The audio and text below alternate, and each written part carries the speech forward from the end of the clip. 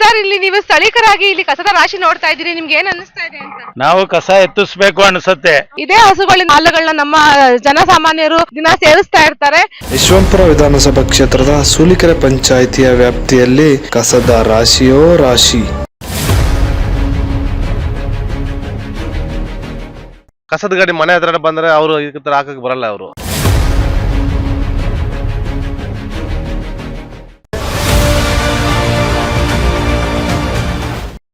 Sir, ಯಾಕೆ ಕಸದ ಗಾಡಿ ಕರೆಕ್ಟ್ ಆಗಿ ಬರೋದಿಲ್ವಾ?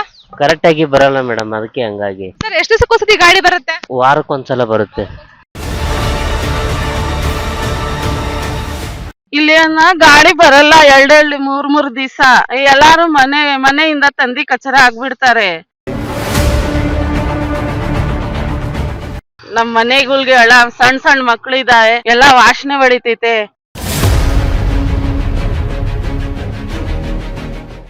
ಗಾಡಿನೂ ಬರಲ್ಲ, ಏನ್ ಮಾಡ್ಬೇಕು ಗೊತ್ತಾಗ್ತಾ ಇಲ್ಲ. ಎಲೆಕ್ಷನ್ ಏನಾದ್ರು ಬಂದ್ರೆ ಎಲ್ಲಾ ಕ್ಲೀನ್ ಇರುತ್ತೆ, ಇಲ್ಲಾಂದ್ರೆ ಏನು ಇಲ್ಲ.